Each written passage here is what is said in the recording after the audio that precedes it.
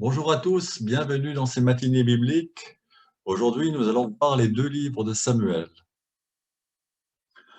Alors, les deux livres de Samuel n'en forment en réalité qu'un seul, à l'origine de la rédaction en hébreu. Ce sont les Septante, donc ces 70 sages qui ont recopié ce livre en deux rouleaux distincts en langue grecque. Les protestants suivent la Bible hébraïque et n'ont qu'un seul livre de Samuel. La Bible catholique suit la version des Septante, c'est pour ça que nous avons deux livres de Samuel. Mais comme nous allons le voir, cela forme une unité littéraire. Un livre de Samuel relate dans le détail le passage de la période des juges à celle des rois. Il s'agit d'un véritable bouleversement entraîné en partie par le passage du semi-nomadisme à la sédentarisation. Bien implanté dans la montagne, le peuple hébreu a du mal à s'imposer en plaine, notamment face à la menace philistine. Les Philistins, bien armés, parce qu'ils maîtrisent avec une certaine longueur d'avance la métallurgie du fer, mais aussi leurs chars de combat, présentent une force unie contre laquelle aucune tribu ne peut lutter isolément. À travers un long processus dont le prophète Samuel va être la cheville ouvrière, le peuple hébreu va faire le pas décisif vers une forme de pouvoir centralisé, capable d'assurer l'unité des tribus autour d'un seul chef, le roi. Comme on le dit couramment, l'union fait la force. En résumé, ces deux livres. Les deux livres racontent le passage progressif d'un état d'anarchie des tribus d'Israël à l'organisation d'un État fort regroupé autour de son roi. Au début, le peuple hébreu se trouve dans la même situation que celle décrite dans le livre des Juges, avec ses tribus gouvernées par un chef. Le prophète Samuel organise une réforme religieuse et réalise une certaine unité autour du sanctuaire de Silo. Mais face à la menace des Philistins, et malgré ses réticences, car pour lui seul Dieu est roi d'Israël, Samuel va désigner un chef de guerre en la personne de Saül, qui mourra lors d'une bataille contre les Philistins. Vient alors le temps du roi David, le deuxième livre de Samuel. Après avoir été un proche du roi Saül, il en deviendra l'un des ennemis. David prend alors le pouvoir dans sa propre tribu de Juda, puis dans l'ensemble des tribus. Il crée l'unité autour d'une nouvelle capitale, Jérusalem, qui deviendra aussi le centre du culte. Alors, des slides que vous connaissez déjà bien maintenant, qui permettent de bien situer les textes dans l'histoire. Donc Moïse 1250, ensuite nous avons vu Josué vers 1200 avant Jésus-Christ, puis les juges, ici apparaissent les grands juges, Déborah, Gédéon, Jephthé, Samson. Et ensuite nous avons Samuel, qui est considéré comme le dernier juge, qui est aussi considéré comme un prophète.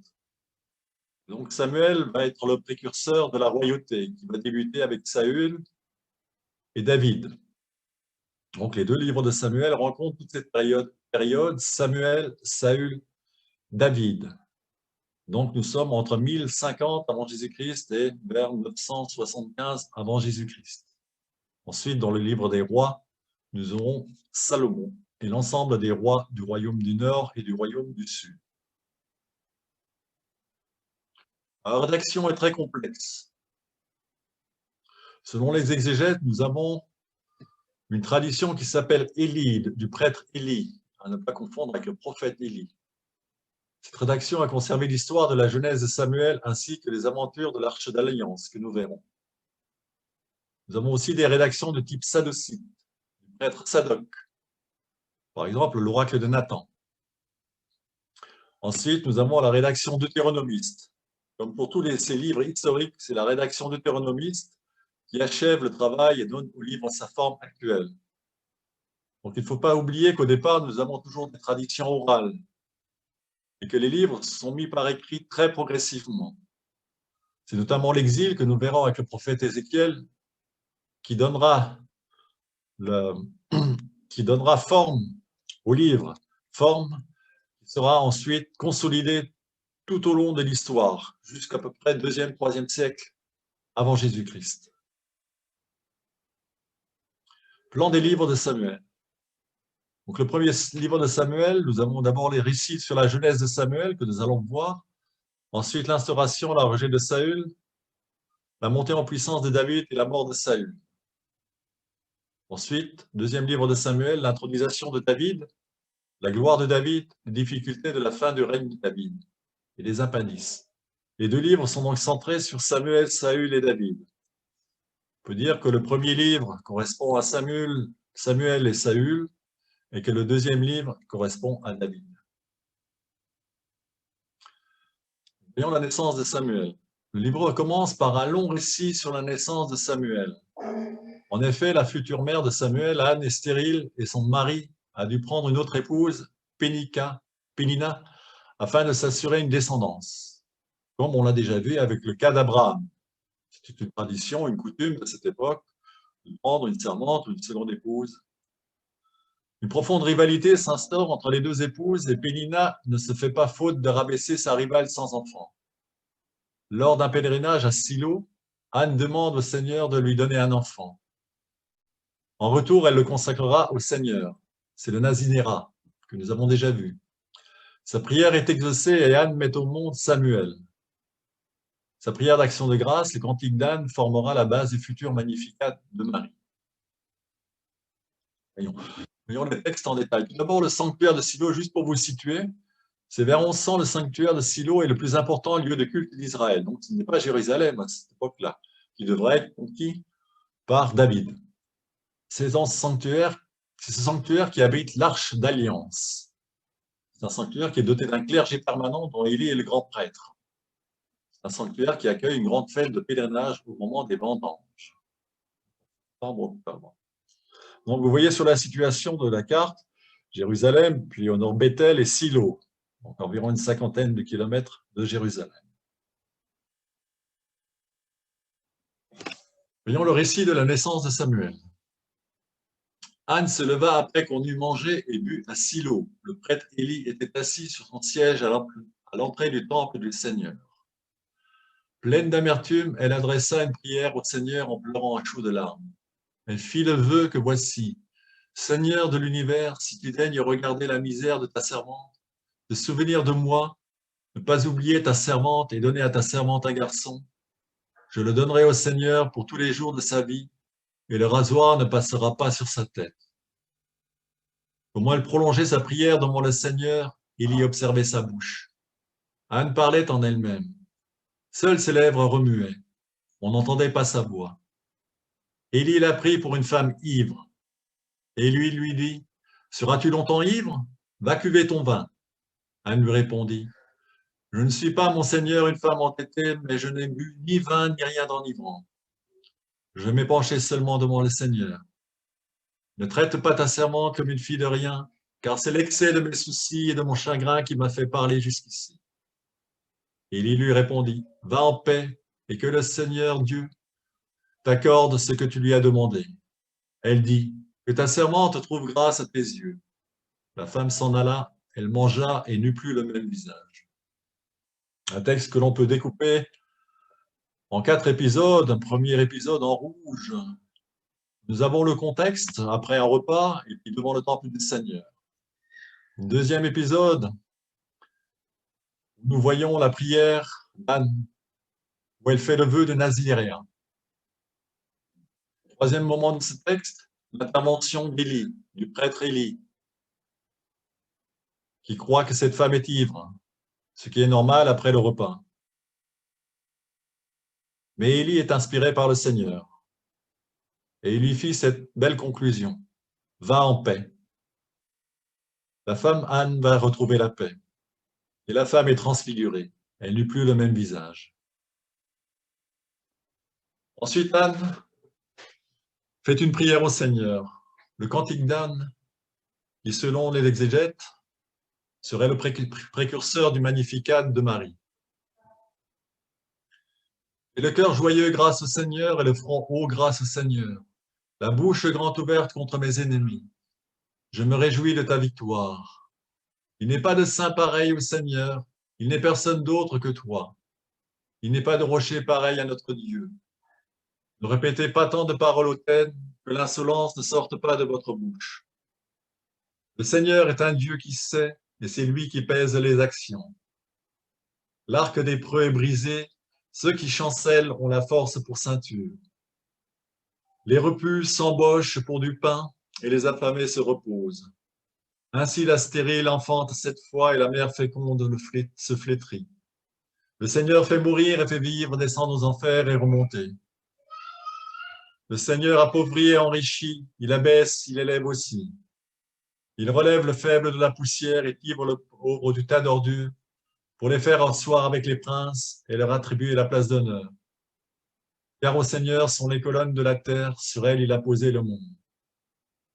Il gardera les pas de son fidèle, mais les méchants périront dans les ténèbres, car ce n'est point par la force qu'on triomphe. Le Seigneur, ses adversaires sont brisés, contre eux dans le ciel il tonnera. Le Seigneur jugera la terre entière, il donnera la puissance à son roi, il élèvera le front de son Messie. Effectivement, il y a des résonances du Magnificat à travers cette joie que l'on retrouve au début du cantique d'Anne, aussi dans ce thème d'élever et d'abaisser.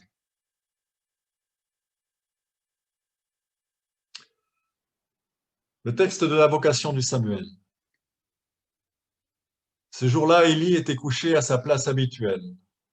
Ses yeux commençaient à faiblir. Il ne pouvait plus voir. La lampe de Dieu n'était pas encore éteinte et Samuel était couché dans le temple du Seigneur où se trouvait l'arche de Dieu. Le Seigneur appela Samuel et répondit, « Me voici ». Il se rendit en courant près d'Élie et lui dit, « Me voici puisque tu m'as appelé ». Celui-ci répondit, « Je ne t'ai pas appelé, retourne te coucher ». Il alla se coucher. Le Seigneur appela Samuel encore une fois. Samuel se leva, alla trouver Élie et lui dit, « Me voici puisque tu m'as appelé ». Il répondit, « Je ne t'ai pas appelé mon fils, retourne te coucher. » Samuel ne connaissait pas encore le Seigneur. La parole du Seigneur ne s'était pas encore révélée à lui. Le Seigneur appela encore Samuel pour la 3e fois. Il se leva et alla trouver Élie. Il lui dit, « Me voici puisque tu m'as appelé. » Élie comprit alors que le Seigneur appelait l'enfant. Élie dit à Samuel, « Retourne te coucher. Et s'il t'appelle, tu lui diras, « Parle, Seigneur, ton serviteur écoute. » Et Samuel alla se coucher à sa place habituelle. Un petit commentaire de ce très beau texte. Commentaire, je vous ai mis le lien sur mon site. Je vous mettrai le lien sur mon site internet pour retrouver ce commentaire. Commentaire d'une pasteur protestant. Pour Anne, la naissance de Samuel est un don, un cadeau. Elle va le recevoir, mais elle ne le gardera pas pour elle. Elle n'a pas eu un enfant pour elle, mais pour lui-même. C'est le moment de nous souvenir que nous ne faisons pas des enfants pour nous-mêmes, mais pour eux-mêmes. Ils ne nous appartiennent pas. Et un jour, il doit vivre la vie qui est la leur et non la nôtre. Et c'est ce qui va se passer pour Samuel. Ce qui compte pour Anne, c'est la consécration qu'elle fait de son fils. Dieu m'a donné un enfant, je donne mon enfant à Dieu. Je consacre mon premier enfant et sans doute le seul au service de Dieu. Et le moment venu, elle tient sa promesse et confie Samuel à Élie au sanctuaire de Silo, qui va l'adopter d'une certaine manière comme son fils. Il l'appelle d'ailleurs mon fils. Lorsque Dieu va se manifester à Samuel pour la première fois en l'appelant pour son nom, c'est tout naturellement que Samuel pense que c'est Élie qui l'a appelé. Dieu appelle Samuel 3 fois. Chaque fois, Samuel se précipite auprès d'Élie, pensant que c'est lui qui l'a appelé. C'est pour la 3e fois qu'Élie comprend ce qui se passe pour Samuel. Alors il lui donne cet enseignement. S'il t'appelle encore une fois, tu lui diras, « Parle, Seigneur, ton serviteur écoute. » Élie rend disponible le jeune Samuel à un autre que lui-même, à un tout autre. Il lui apprend à obéir selon l'étymologie du mot audire, qui veut dire être à l'écoute de, se mettre sous l'écoute de quelqu'un. C'est d'abord par l'écoute que l'on reçoit sa vocation. La vocation est étroitement liée à l'écoute. l'écoute de tout ce que l'on nous dit, de ce que nous lisons, de ce que nous voyons, de tout ce qui peut rejoindre d'une façon ou d'une autre dans notre intimité, dans notre intelligence, notre raisonnement, mais aussi notre cœur. L'écoute, c'est dit en hébreu schéma. Et c'est le premier mot de la confession de foi d'Israël que nous avons lu la dernière fois. Shema Israël, Adonai Elenu, Adonai Irad. Écoute Israël, l'Éternel est notre Dieu, l'Éternel est un. Le commencement de la foi, c'est l'écoute. Et être à l'écoute, c'est être dans une totale attention. Attention aux autres, attention à soi. Être tendu vers ce qui va se passer. Seule l'écoute fait advenir la parole. Et aujourd'hui, dans le brouhaha de notre monde et de notre société, c'est un véritable défi à relever. Alors oui, le récit de Samuel est par excellence un récit de vocation, d'appel. Et le mot vocation est un mot avec lequel on peut avoir du mal, parce qu'il fait peur, il peut nous intimider. Et il y a de quoi, puisque ce mot est réservé au départ au domaine religieux. Avoir la vocation, c'est bien répondre à un appel de Dieu à le servir, soit comme prêtre, soit comme religieux. Même si la notion de vocation s'est élargie à d'autres domaines, comme un appel à vivre à une mission particulière, sur le plan professionnel, humanitaire ou scientifique, cela peut tout autant nous intimider ou nous effrayer.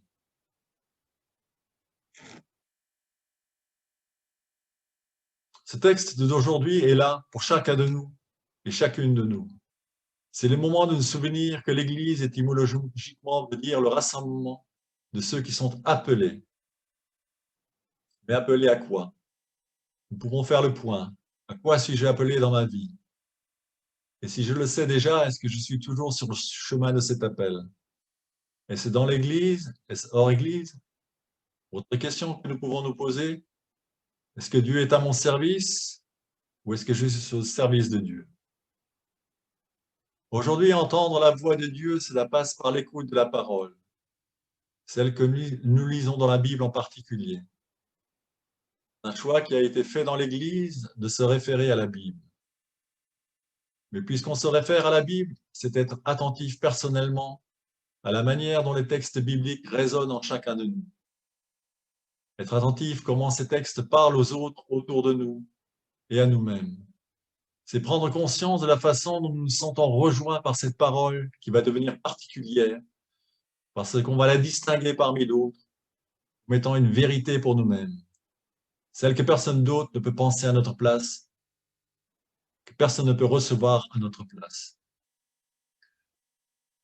Nous avons donc notre propre appel à recevoir, notre propre vocation à découvrir, mais aussi à y répondre.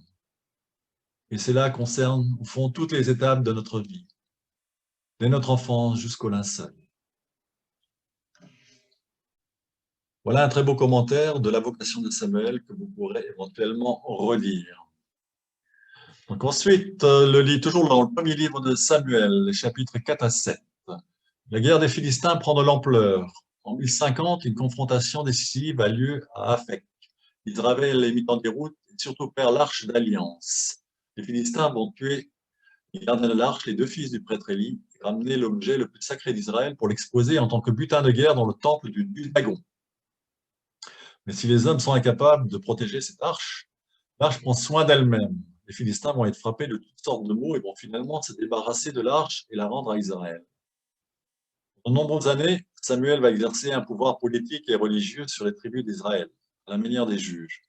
En fait, c'est le dernier juge d'Israël, mais il ajoute à cette fonction la dimension sacerdotale et la dimension prophétique. Alors, voyons dans le détail quelques extraits de cette période. Tout d'abord, la prise de l'arche. Israël partit en guerre contre les Philistins. Les Philistins prirent position devant Israël. Le combat prit de l'ampleur et Israël fut battu par les Philistins. Le peuple rentra au camp et les anciens d'Israël dirent: pourquoi le Seigneur nous a-t-il fait battre aujourd'hui par des Philistins? Allons chercher à Silo l'arche de l'alliance du Seigneur, qu'elle vienne au milieu de nous et qu'elle nous sauve de la main de nos ennemis. Le peuple envoya des gens à Silo. Ils en rapportèrent l'arche d'alliance du Seigneur de l'univers siégeant sur les chérubins. On avait vu une image. Or, dès que l'arche de l'alliance du Seigneur arriva au camp, tous les Israélites firent une bruyante ovation et la terre trembla. Les Philistins entendirent la clameur de l'ovation et ils dirent: que signifie cette bruyante clameur d'ovation dans le camp des Hébreux? Ils comprirent que l'arche du Seigneur était arrivée au camp. Les Philistins eurent peur, car, disaient-ils, un Dieu est arrivé au camp. Et ils dirent: malheur à nous, car il n'en était pas ainsi ces derniers temps. Malheur à nous, qui nous délivrera de la main de ce puissant Dieu? C'est le Dieu qui a porté aux Égyptiens toutes sortes de coups dans le désert. Courage, soyez des hommes, Philistins, de peur d'être à votre tour asservis aux Hébreux, comme eux-mêmes ont été vos esclaves. Soyez des hommes et combattez. Les Philistins engagèrent le combat. Israël fut battu, et chacun s'enfuit à ses tentes. La défaite fut très dure. Il tomba parmi les Israélites 30 000 fantassins. L'arche d'alliance fut prise, et les deux fils d'Élie, Ophni et Pinas, moururent. Ensuite, l'arche va se battre toute seule contre les Philistins. Les Philistins prirent l'arche de Dieu, la transportèrent dans la maison de Dagon et l'exposèrent à côté de Dagon. Dagon, c'est un des nombreux Baals.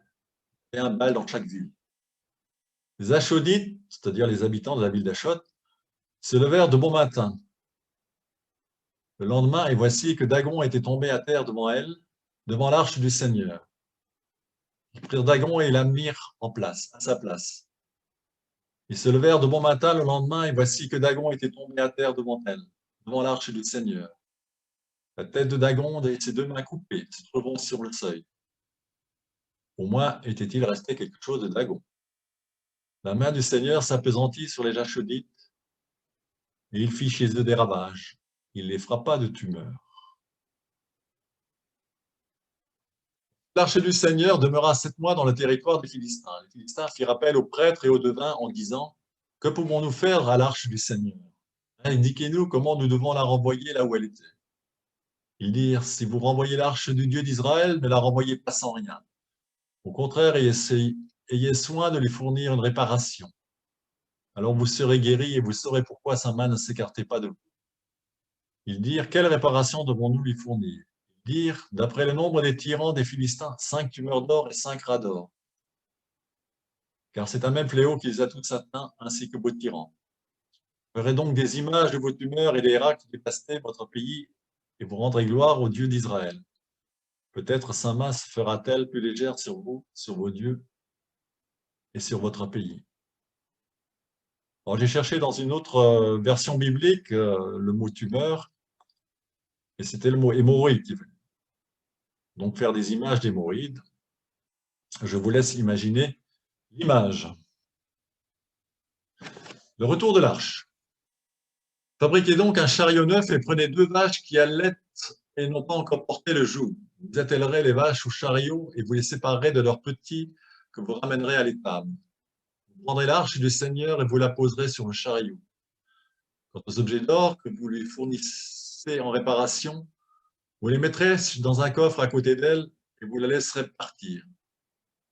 Vous verrez alors si elle prend la route de son pays en montant vers Beth-Shemesh. C'est lui-même qui nous a fait ce grand mal. Sinon, nous saurons que ce n'est pas sa main qui nous a atteints. Ce n'était qu'un accident. Les gens firent ainsi. Ils prirent 2 vaches qui allaitaient, les attelèrent au chariot et retinrent leurs petits à l'étable. Ils mirent l'arche du Seigneur sur le chariot ainsi que le coffre, les rats en or et les images de leur tumeur. Les vaches allèrent droit sur leur chemin, sur la route de Beth-Shemesh. Elles suivirent en meuglant le même sentier sans s'écarter ni à droite ni à gauche. Les tyrans des Philistins marchant derrière elles jusqu'à la limite de Beth-Shemesh. Et voilà comment l'arche est revenue à Silo. Et suite à ce retour de l'arche, le Seigneur offre une victoire sur les Philippiens. Cela nous est raconté en 1 Samuel, chapitre. Ensuite, toujours dans le premier livre de Samuel, nous avons l'instauration et le rejet de Saül, chapitres 8 et 15. Le problème se pose, Samuel devient vieux, incapable de continuer à gouverner le peuple comme un juge. Par ailleurs, ses fils ne semblent pas avoir hérité de la droiture de leur père et ne sont pas agréés pour prendre sa succession. Le peuple demande alors un roi afin, dit-il, d'être comme les autres nations. Donne-nous un roi pour nous juger comme toutes les nations. C'est le peuple qui parle. Il n'est plus à Samuel qu'ils aient dit « Donne-nous un roi pour nous juger ». Le Seigneur dit à Samuel « Écoute la voix du peuple en tout ce qu'ils te diront. Ce n'est pas toi qui le rejette, c'est moi. Ils ne veulent plus que je règne sur eux. » Le Seigneur dit alors à Samuel « Écoute leur voix et donne-leur un roi. » Et donc Samuel va partir à la recherche d'un roi.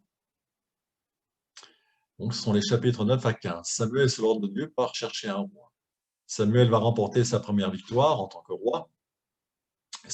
Samuel ensuite abdique pour laisser la place au roi. Alors que Saül est roi, c'est son fils Jonathan qui va mener diverses opérations militaires contre les Philistins. Mais le roi va, quant à lui, commettre erreur sur erreur. Il va empiéter sur le domaine sacerdotal en procédant lui-même au sacrifice. Et surtout, il va désobéir au Seigneur en gardant pour lui la meilleure partie du butin, alors qu'il offre à Dieu des bêtes malades ou estropiées, ce qui est interdit par la loi du Lévitique. Voyons tout d'abord l'onction de Saül. C'est une histoire d'ânesse. Les ânesses de Kish, le père de Saül, s'étant égaré, Kish dit à son fils Saül, « Prends donc avec toi l'un des domestiques et pars à la recherche des ânesses. » Quand ils arrivèrent au pays de Souf, Saül dit aux domestiques qui l'accompagnaient, « Allons, rentrons, je crains que mon père ne pense plus aux ânesses et s'inquiète à notre sujet. » Le serviteur lui dit, « Mais il y a dans cette ville un homme de Dieu. C'est un homme réputé. Tout ce qu'il dit arrive sûrement. Allons-y donc, peut-être nous renseignera-t-il sur le voyage que nous avons entrepris. » Autrefois, en Israël, on avait coutume de dire, quand on allait consulter Dieu, « Venez, allons trouver le voyant. » Car le prophète d'aujourd'hui, on l'appelait autrefois le voyant. On reviendra sur ces contextes de prophétisme et de voyance dans 2 séances.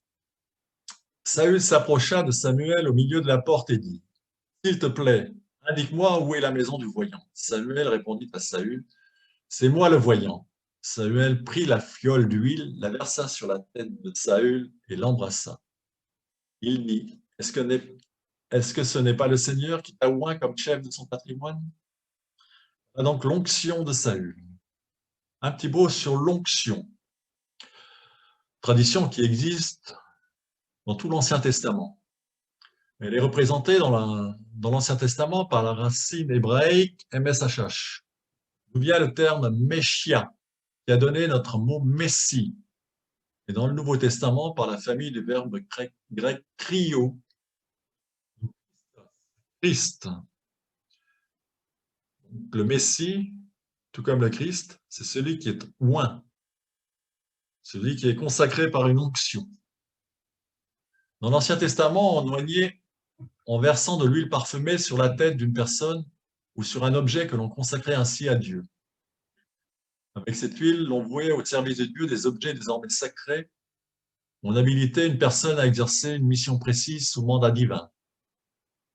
Sous l'Ancienne Alliance, l'onction a servi pour consacrer 3 types de personnes en particulier. Les prophètes, les sacrificateurs ainsi que les lévites, et puis les rois. L'huile déversée sur la tête est le symbole de la sainteté voulue par Dieu, de la consécration à Dieu. Rien d'impur ne doit être admis en la présence de Dieu.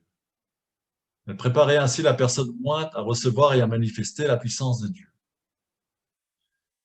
L'huile utilisée dans l'Ancien Testament a été préparée à base d'une recette secrète de Dieu donnée à Moïse. Elle se constitue d'huile d'olive, de myrrhe, de cinnamome et de casse. La casse est un produit médicinal laxatif. Bien sûr, l'huile est aussi utilisée pour de multiples usages profanes, usage médicinal ou encore pour les lutteurs, qui s'enduisaient d'huile pour éviter que l'adversaire ait une emprise. Alors, je voulais vous dire un petit mot sur la notion de transe, dans un épisode de Samuel qui s'adresse à Saül. Ensuite, tu arriveras à Givéa, c'est la suite du texte précédent, où résident les préfets philistins. Là, quand tu entreras dans la ville, tu tomberas sur une bande de prophètes descendant du haut lieu précédés de harpes, de tambourins, de flûtes et de lyres. Ils seront en état de transe prophétique. Alors fondra sur toi l'esprit du Seigneur, tu entreras en transe avec eux et tu seras changé en un autre homme. Quand tu verras se produire ces signes, fais tout ce que tu trouveras à faire, car Dieu est avec toi. Avant de dire un petit mot sur la transe, je voudrais souligner que dans le premier texte, nous avions l'huile, et ici nous avions l'esprit. Donc, cela rejoint nos pratiques rituelles actuelles, puisque nous avons des sacrements dans lesquels nous avons effectivement l'huile et l'esprit. En fait, nos pratiques actuelles s'enracinent dans l'histoire. Sur la transe, la musique et la transe sont souvent associées. Nous en retrouvons des traces dans toutes les civilisations. Et ce phénomène de transe est produit par une stimulation sensorielle en présence plus souvent de nombreuses personnes dans une ambiance surchauffée. La transe désigne un changement d'état. Comme on l'indique, c'est un état transitoire et un état second. Elle provoque une altération de la conscience de soi. Elle est souvent suivie d'une amnésie. L'individu en transe donne l'impression que le champ de sa conscience est envahi. Il a perdu toute capacité réflexive, qu'il est dans un état d'égarement. Il est incapable de faire un retour sur lui-même, si ce n'est par une intervention extérieure. C'est une manière qu'avaient les prophètes de communiquer avec la divinité, de rentrer dans un état second pour communiquer avec la divinité. Et donc, c'est en entendant la musique que Saül entre en transe. Élisée entre également en transe. On le verra dans le livre des rois. Ensuite, le livre de Samuel nous propose un texte sur la proclamation de Saül comme roi. Samuel fit approcher toutes les tribus d'Israël. La tribu de Benjamin fut désignée. Nous avons ici le tirage au sort dont nous avons parlé. Il fit approcher la tribu de Benjamin par clan. Le clan de Matri fut désigné. Puis Saül, fils de Kish, fut désigné. On le chercha sans le trouver. On demanda encore au Seigneur. Quelqu'un d'autre est-il venu ici? Le Seigneur dit, le voici caché près des bagages. En courant l'y chercher, il se présenta au milieu du peuple. Il dépassait tout le peuple de la tête et des épaules. Samuel dit à tout le peuple, avez-vous celui que choisit le Seigneur? Il n'a pas sans pareil dans tout le peuple. Et tout le peuple fit une ovation en criant, vive le roi. Donc nous avons 3 étapes dans le choix du roi. Première étape, c'est l'onction. Une seconde étape, c'est l'esprit. Et une troisième étape, c'est le peuple qui l'acclame en tant que roi. Saül désobéit à Dieu. Maintenant donc va frapper Amalek. C'était encore dans la guerre contre les Philistins. Vous devez vouer par interdit tout ce qui lui appartient. Donc l'interdit, c'est l'anathème que nous avons vu dans le livre de Josué. Tout doit être exterminé parce que tout appartient au Seigneur. On ne l'épargnera point. Tu mettras tout à mort, hommes et femmes et enfants et nourrissants, bœufs et moutons, chameaux et ânes. Saül mobilisa le peuple et le passa en revue à Télaïm. Il y avait 200 000 fantassins et pour Juda 10 000 hommes. Mais Saül et le peuple épargnèrent Agag et le meilleur du petit bétail, du gros bétail et des secondes portées, les agneaux et tout ce qu'il y avait de bon, et ne consentirent pas à les vouer par interdit. Mais toute la marchandise sans valeur et de mauvaise qualité, ils la vouèrent, elle, par interdit. La parole du Seigneur fut adressée à Samuel en ces termes. Je me repens d'avoir fait de Saül un roi, car il s'est détourné de moi et il n'a pas mis à exécution mes paroles. Samuel dit alors, le Seigneur aime-t-il les holocaustes et les sacrifices autant que l'obéissance à la parole du Seigneur? Non. L'obéissance est préférable au sacrifice, la docilité à la graisse des béliers, mais la révolte vaut le péché de divination et l'opiniâtreté la sorcellerie. Puisque tu as rejeté la parole du Seigneur, il t'a rejeté, tu n'es plus roi. C'est un texte qui est dans la tradition de l'Ancien Testament, du moins de cette période de l'Ancien Testament. Nous avons un Dieu qui voit à l'interdit l'ennemi. Et on peut comprendre que nous soyons choqués dans ce châtiment qui est proposé, aussi bien à l'égard du peuple, qu'ainsi qu'on peut être aussi choqué sur cette justice qui est rendue. À la place de Saül, peut-être que nous aurions fait exactement la même chose. Donc voilà comment Saül perd son pouvoir de roi, par désobéissance. Ce qui est en cause ici, c'est bien la désobéissance à la parole de Dieu. Ensuite, toujours dans le premier livre de Samuel, nous avons la montée en puissance de David, avec 2 traditions qui présentent le personnage de David.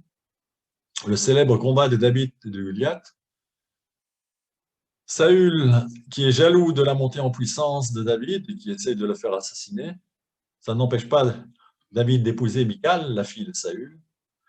Et Saül traque David qui s'enfuit et trouve refuge chez Samuel. Ensuite, Saül consulte une nécromancière, crime passible de peine de mort. Et Israël est mis en déroute par les Philistins et Jonathan est tué au combat. Donc ça se termine de manière assez triste. Alors l'onction de David. Le Seigneur dit à Samuel, vas-tu longtemps pleurer Saül parce que je l'ai moi-même rejeté et qu'il n'est plus roi d'Israël? Emplis ta corne d'huile et pars. Je t'envoie chez Jessé le Bethléemite, donc Bethléem, car j'ai vu parmi ses fils le roi qu'il me faut. Quand ils arrivèrent, Samuel aperça Eliab et il se dit, certainement le Messie du Seigneur est là. Messie, c'est celui qui est consacré, choisi, oint, devant lui. Mais le Seigneur dit à Samuel, ne considère pas son apparence ni sa haute taille. Donc ça va être contraire à Saül, qui était de très haute taille. Le rejette.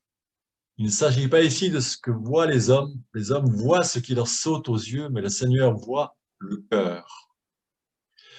Jessé fit ainsi passer 7 de ses fils devant Samuel, et Samuel dit à Jessé, le Seigneur n'a choisi aucun de ceux-là.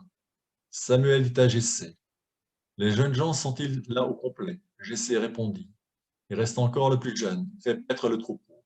Samuel dit à Jessé, envoie le chercher. Nous ne nous mettrons pas à table avant son arrivée. Jessé le fit donc bénir. Il avait le teint clair, une jolie figure et une mine agréable. Le Seigneur dit, lève-toi, donne-lui l'onction, c'est lui. Samuel prit la corne d'huile et lui donna l'onction au milieu de ses frères. Et l'Esprit du Seigneur fondit sur David à partir de ce jour. Nous avons les deux mêmes éléments que dans les textes précédents, l'onction et l'Esprit. Et je vous ai surligné la phrase « Le Seigneur voit le cœur », parce que cela me fait penser à une phrase du Petit Prince de Saint-Exupéry. On ne voit bien les choses qu'avec le cœur. Ensuite, le célèbre épisode de David et Goliath que vous connaissez tous. Un champion sorti du camp philistin. Il s'appelait Goliath et il était de Gath. Sa taille était de 6 coudées et 1 empanse, ce qui fait 2,90 m. Il était coiffé d'un casque de bronze et revêtu d'une cuirasse à écailles.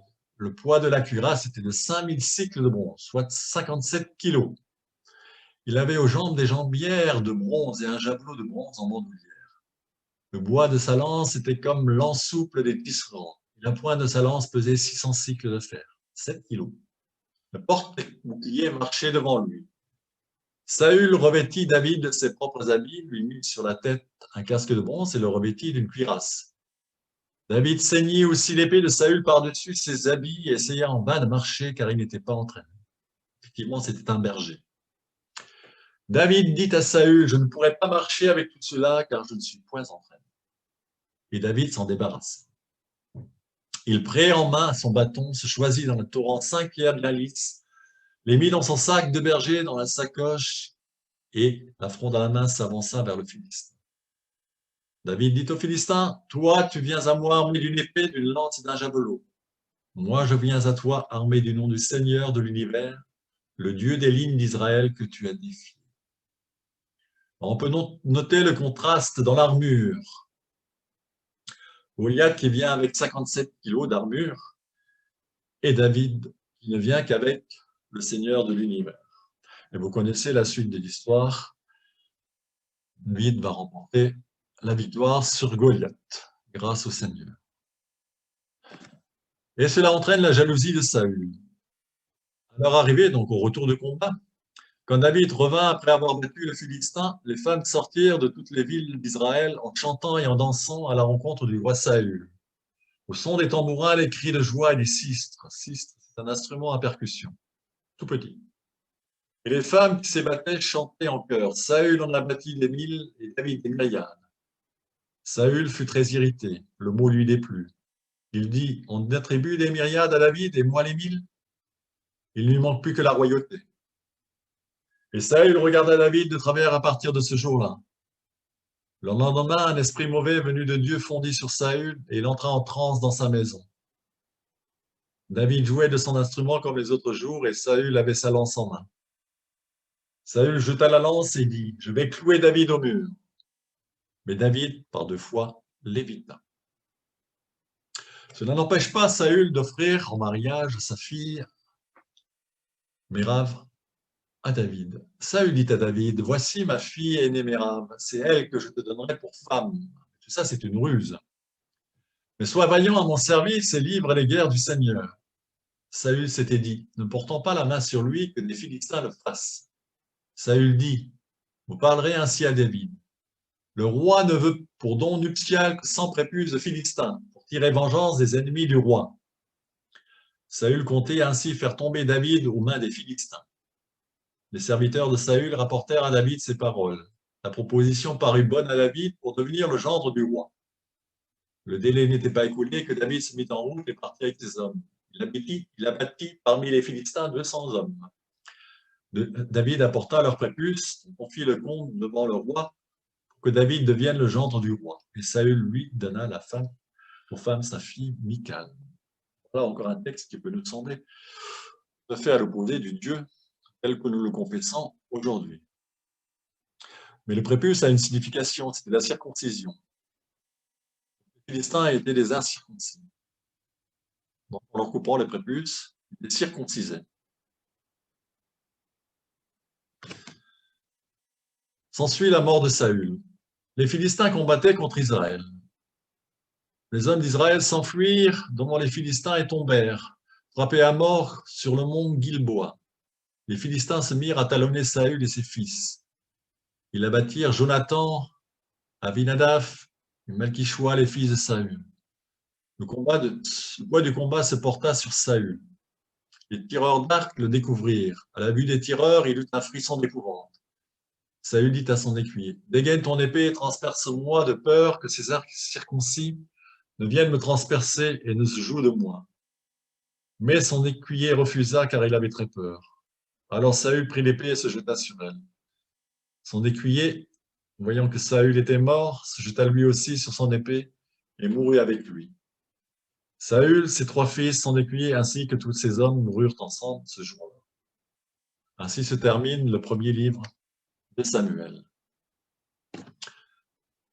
Et le deuxième livre de Samuel va donc nous raconter l'histoire de David, avec l'inchronisation de David, puis la gloire de David et les difficultés de la fin du règne de David. On s'imagine toujours que la période de David était une période tranquille. En réalité, ce n'est pas le cas. C'est toujours une période de guerre. Mais c'est une période qui a construit l'unité du royaume, qui se poursuivra avec Salomon. Le livre commence par une prière de David. Fille d'Israël, pleurez sur Saül, qui vous revêtait de pourpre et de parure, qui de bijoux d'or vous surchargeait vos habits. Ils sont tombés en plein combat, les héros, Jonathan gisant sur ses collines. Que de peine j'ai pour toi, Jonathan, mon frère, je t'aimais tant. Ton humanité était pour moi une merveille plus belle que l'amour des femmes. Ils sont tombés les héros, et sont péris les armes de guerre. Alors, qui est roi maintenant? Pour l'instant, il n'y a pas de roi. David n'a pas encore été nommé roi. Ishé-Boshet, fils de Saül, avait 40 ans lorsqu'il devint roi d'Israël. Il régna 2 ans. Seule la tribu de Juda reconnut l'autorité de David. Donc le fils de Saül n'est pas roi de toutes les tribus d'Israël. La guerre dura longtemps entre les partisans de Saül et ceux de David. Mais David consolidait de plus en plus sa position, tandis que les descendants de Saül perdaient progressivement leur pouvoir. Et nous avons l'intronisation de David. Toutes les tribus d'Israël vinrent trouver David à Hébron et lui dirent, « Nous sommes de ta famille, du même sang que toi. Autrefois, lorsque Saül était encore notre roi, tu étais déjà à la tête des expéditions militaires d'Israël. Et le Seigneur t'avait déjà dit, c'est toi qui gouverneras Israël, mon peuple, c'est toi qui en seras le chef. » Tous les anciens d'Israël vinrent également trouver le roi David à Hébron. Celui-ci conclut une alliance avec eux devant le Seigneur et ils le choisirent comme roi d'Israël avec l'huile d'onction. David avait 30 ans lorsqu'il devint roi et il y régna 40 ans. À Hébron, il régna 7 ans et demi sur la tribu de Juda, puis à Jérusalem, il régna 33 ans sur l'ensemble d'Israël et de Juda. Ensuite, c'est bien sûr son fils Salomon qui prendra la relève. Étape importante dans cette période de guerre, c'est la prise de Jérusalem. Le roi de Jérusalem et ses compagnons d'armes marchèrent contre Jérusalem. Les Jébusites, donc les habitants de Jérusalem, qui habitaient cette région, dirent à David, « Vous n'entrerez pas dans notre ville, même les aveugles et les boiteux seraient assez forts pour vous repousser. » C'était leur façon d'affirmer que David ne prendrait jamais la ville. David s'empara pourtant de la forteresse de Sion, nommée par la suite Cité de David. Donc on peut noter la brièveté, la sobriété du récit de la prise de Jérusalem, qui va devenir la capitale du royaume, capitale aussi du culte d'Israël, puisque l'arche d'alliance va être transférée à Jérusalem. Forteresse de Sion, Sion c'est une colline de Jérusalem. On identifiera souvent Jérusalem à Sion. Ensuite, nous avons une très belle prophétie de Nathan sur le temple de Jérusalem qui sera construit plus tard. Le roi dit au prophète Nathan, « Tu vois, je suis installé dans une maison de cèdre, tandis que l'arche de Dieu est installée au milieu d'une tente de toile. » Nathan dit à David, « Et le Seigneur t'annonce que le Seigneur te fera une maison. Lorsque tes jours seront accomplis et que tu seras couché avec tes pères, j'élèverai ta descendance après toi, celui qui sera issu de toi-même, et j'établirai fermement sa royauté. C'est lui qui bâtira une maison pour mon nom, et j'établirai à jamais son trône royal. » David répondit, « Et maintenant, Seigneur Dieu, c'est toi qui es Dieu. Tes paroles sont vérité, et tu as parlé de ce bonheur à ton serviteur. Veuille maintenant bénir la maison de ton serviteur, qu'elle soit à jamais en ta présence.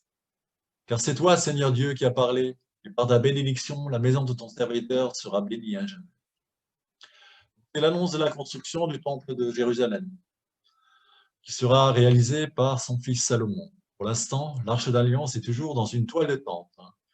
On avait vu une image du Cénacle, pas du Cénacle, du tabernacle, dans une précédente séance. Ensuite, nous avons un célèbre épisode qui nous relate l'histoire de David et de Bethsabée, qui annonce donc la naissance de son fils Salomon. Film de passions humaines, il avait beaucoup de femmes. David va se comporter tel un criminel. Convoitant Bethsabée, la femme d'un de ses officiers, il va s'arranger pour faire assassiner son époux afin de la prendre pour femme. Sur le soir, David se leva de son lit, il alla se promener sur la terrasse de la maison du roi. Au haut de la terrasse, il aperçut une femme qui se baignait. La femme était très belle. David envoya prendre des renseignements sur cette femme. Et l'on dit, mais c'est Bethsabée, la fille d'Eliam, la femme d'Uri les Hittites.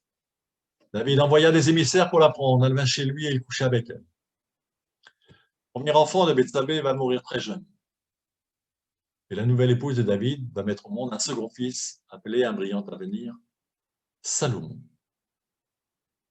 Alors, s'ensuit la prophétie de Nathan, car ce qu'a fait David a déplu au Seigneur. Et le Seigneur envoya Nathan à David.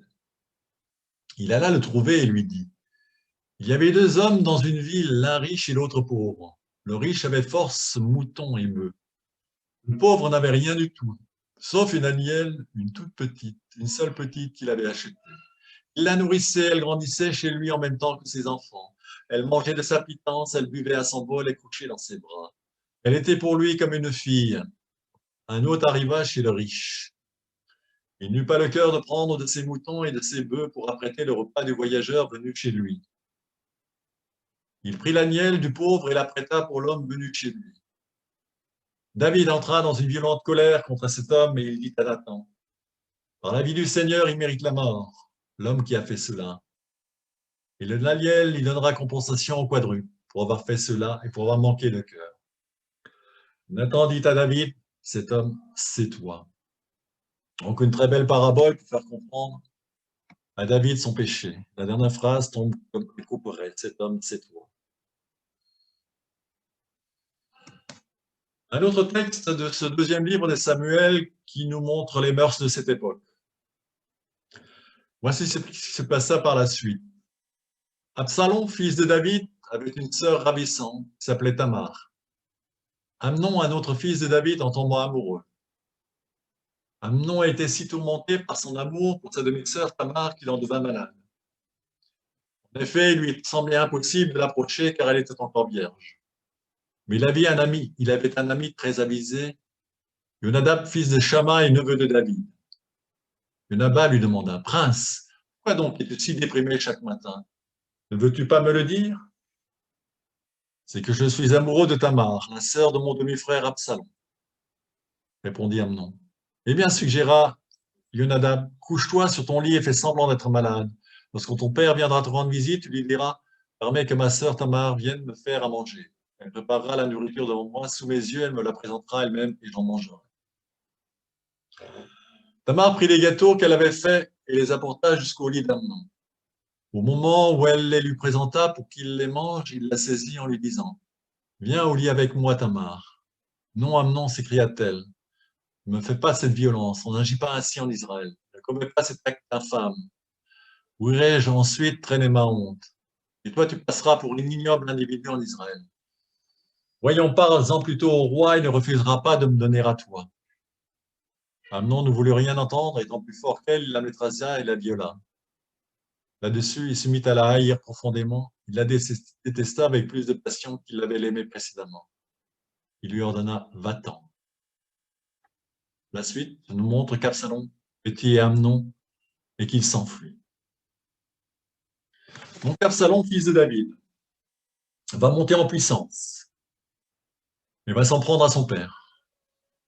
Dans tout Israël, il n'y avait personne d'aussi beau, d'aussi admiré qu'Absalom. De la plante des pieds au sommet de la tête, on ne trouva aucun défaut chez lui. À la fin de chaque année, il se coupait les cheveux parce qu'il devenait trop lourd. Il pesait alors sa chevelure. Elle faisait plus de 2 kilos, selon les poids officiels du roi. Absalom eut 3 fils et une fille. La fille s'appelait Tamar, elle était d'une grande beauté.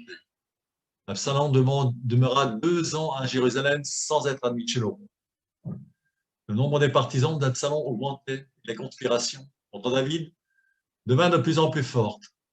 David dit à tous ceux de ses ministres qui étaient avec lui à Jérusalem, « Fuyons sans quoi Absalom ne nous laissera pas en vie. » Le roi et tous ses proches s'en allèrent à pied. Le roi ne laissa que 10 de ses épouses de second rang pour s'occuper du palais. Ahitophel dit à Absalom, « Va coucher avec les épouses de ton père que ton père a laissées pour occuper le palais. Tu te rendras ainsi odieux à ton père. Tous les Israélites l'apprendront et tes partisans seront encouragés. » On dressa pour Absalom une tente sur le toit en terrasse du palais. Absalom y coucha avec les épouses de son père à la vue de tout Israël. Ensuite, c'est la guerre entre Absalom et David. L'armée de David se mit en route pour combattre les troupes d'Absalom et la bataille eut lieu dans la région des forêts d'Éphraïm. Les troupes d'Absalom furent battues par celles de David. Leur défaite fut ce jour-là avec des pertes s'élevant à 20 000 soldats. À un certain moment, Absalom, monté sur un mulet, se trouva face à des soldats de David. Le mulet s'engagea sous les branches enchevêtrées d'un grand chêne. La tête d'Absalom se prit dans les branches et le mulet continuant la route. Absalom resta suspendu entre ciel et terre. Joab, un des officiers, prit 3 bâtons pointus et les planta dans le cœur d'Absalom. Alors le roi David fut accablé. Il se rendit dans la pièce située au-dessus de la porte de la ville pour pleurer. Et tout en marchant, il criait « Oh mon fils Absalom, mon fils, oh mon fils, oh mon Absalom, pourquoi ne suis-je pas mort à ta place, oh Absalom, mon fils ?» Voilà quelques extraits du 2e livre de Samuel. Vous les voyez, l'histoire de David est loin d'être paisible. On dit toujours que c'est une période de prospérité, de paix, alors qu'en réalité, c'est une période de guerre. Et comme beaucoup de peuples de cette époque, la royauté des David ne tenait qu'à un fil. Il y a eu beaucoup de sang versé, beaucoup de guerres, même intestines. On verra la suite avec Salomon la semaine prochaine. Et pour terminer, je vous propose une note plus spirituelle, un psaume de David. C'est David qui parle. Il dit « J'ai le Seigneur pour roc, il dit « J'ai le Seigneur pour roc, pour forteresse et pour libérateur. Dieu le rocher où je me réfugie, mon bouclier, l'arme de ma victoire, ma citadelle, mon asile, mon sauveur, tu me sauves des violents. Loué soit-il. J'ai appelé le Seigneur et j'ai été vainqueur de mes ennemis. Les vagues de la mort m'ont enserré.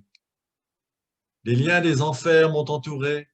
Les pièges de la mort étaient tendus devant moi. Dans ma détresse, j'ai appelé le Seigneur et j'ai appelé mon Dieu. De son temple, il a entendu ma voix. Mon cri est parvenu à ses oreilles.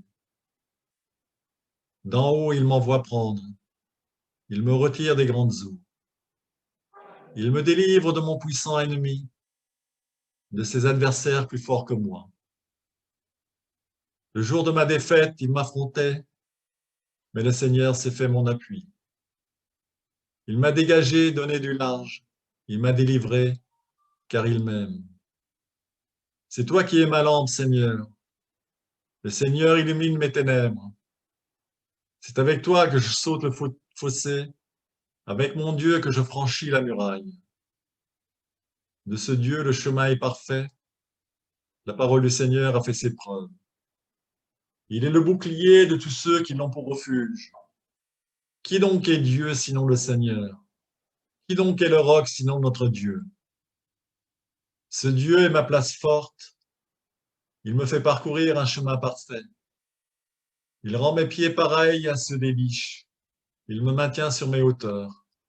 Il entraîne mes mains pour le combat et mes bras plient l'arc de bronze.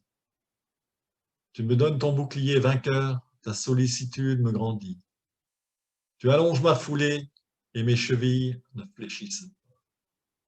Voilà, on peut prendre quelques instants de silence pour méditer ce psaume.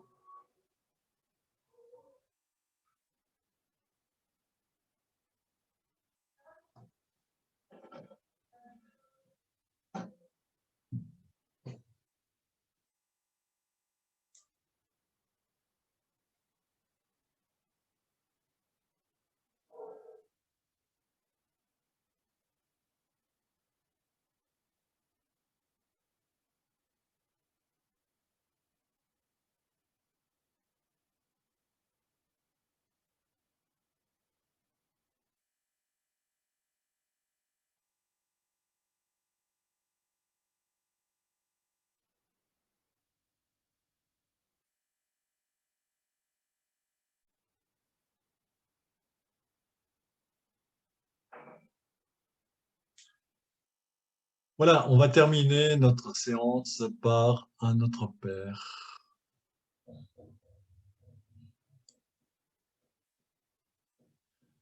Notre Père qui es aux cieux, que ton nom soit sanctifié, que ton règne vienne, que ta volonté soit faite sur la terre comme au ciel. Donne-nous aujourd'hui notre pain de ce jour. Pardonne-nous nos offenses, comme nous pardonnons aussi à ceux qui nous ont offensés. Et ne nous laisse pas entrer en tentation, mais délivre-nous du mal. Amen. Voilà, merci à tout le monde et à la semaine prochaine.